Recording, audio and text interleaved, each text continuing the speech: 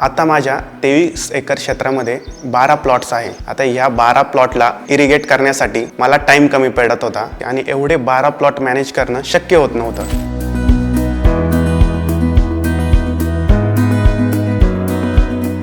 नमस्कार, माझं नाव संकेत निवृत्ती डेरे, राहणार पिंपळा वसवंत। मी एक द्राक्ष उत्पादक शेतकरी आहे। माझं एकूण द्राक्ष क्षेत्र 23 एकर आहे। त्यात थॉम्सन, क्लोन, फ्लेम, SSN, काळी सोनाका अशा व्हरायट्या आहेत। द्राक्ष शेतीची सुरुवात आमचे आजोबा शिवाजी भाऊराव डेरे यांनी 1980 सालापासून चालू केली।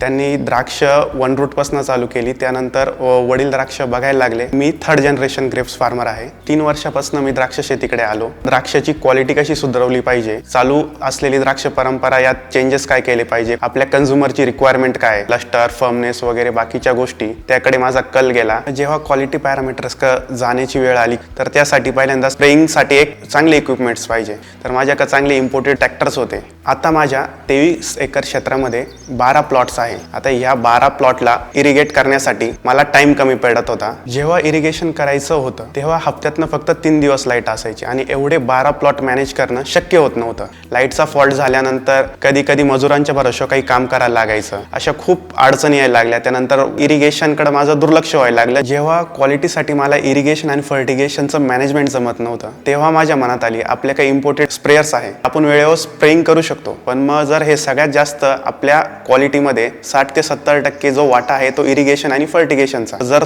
तो ॲक्युरेट नाही तर आपल्या क्वालिटीवर आपण काहीतरी कॉम्प्रोमाइज करतोय। तर मग त्यासाठी आपण एक पर्याय शोधला पाहिजे असं मला वाटू लागलं। तेव्हा मी ऑटोमेशनचा निर्णय घेतला। मला एक अशी सिस्टीम पाहिजे होती, माझ्या घरात फक्त 2 जण आहे, मी आणि माझे वडील, तर ती मी कुठनं पण हँडल करू शकलो पाहिजे आणि ती करत असताना मला त्रास नकोय किंवा माझ्या वडिलांना त्रास नकोय। तर तेव्हा मी भरपूर सिस्टीम्स बघायला चालू केलं। त्यात अशा पण खूप इम्पोर्टेड सिस्टीम्स होत्या का त्या वापरायला किचकट होत्या आणि ह्या सिस्टम्स बघत असताना मला ॲग्रिमेशन सिस्टम बद्दल कळालं। ती एक 7-8 वर्षापासून मार्केटमध्ये आहे। आमच्या काकांच्या तिथे आणि आमच्या एरियात ॲग्रिमेशनचं भरपूर इन्स्टॉलेशन्स होतं आणि सर्व गोष्टी ज्या मला रिक्वायरमेंट लागत होत्या, सर्व्हिस असेल, बजेट फ्रेंडली असेल, त्यानंतर मी ॲग्रिमेशनच्या ऑटोमेशन सिस्टमकडे जाण्याचा निर्णय घेतला। त्यामुळे मग मला इरिगेशन आणि फर्टिगेशन हे प्रिसाइजली देता यायला लागलं।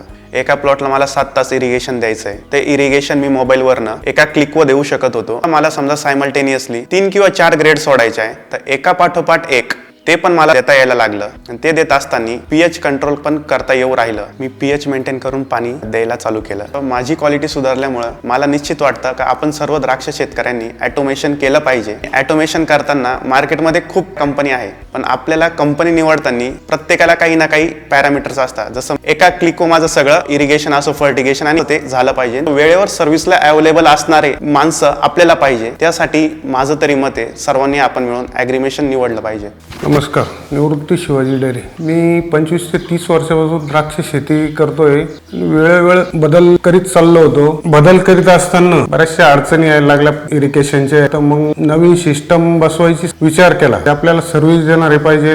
तो म्हणा ॲग्रिमेशनचं मी बघितलंय भरपूर ठिकाणी आणि तिथं भरपूर ठिकाणी व्यवस्थित चालू आहे। पण त्याला मी एवढं विचारलं, उद्या काही जर सिस्टीम खराब झाली किंवा एखादा पार्ट झाला तर ते आपल्याकडं 2 दिवसात तरी आले पाहिजे। नाही तर मग काही वेळा काय होतं, 8-8, 10-10 दिवस कोणी येत नाही। मग आपलं जे चालू आहे ते योग्य का योग्य, तर तो म्हणत तसं काही नाही। त्यांचे माणसं कमीत कमी 1 ते 1.5 दिवसात येऊन काय फॉल्ट आहे तो काढून जाते। आपल्याला ॲग्रिमेशनच बसवायचंय। तर मी जे 25 ते 30 वर्ष द्राक्ष बागेची शेती केली, तर शेती करीत असताना 8 घंटे इलेक्ट्रिसिटी राहायची आणि अडचणी येत असताना मग हा विचार केला का सोलर आणि इलेक्ट्रिसिटी दोन्ही वापरता येईल अशा हिशोबाने विचार केला आपल्याला ॲग्रिमेशनचं बसवायचंय।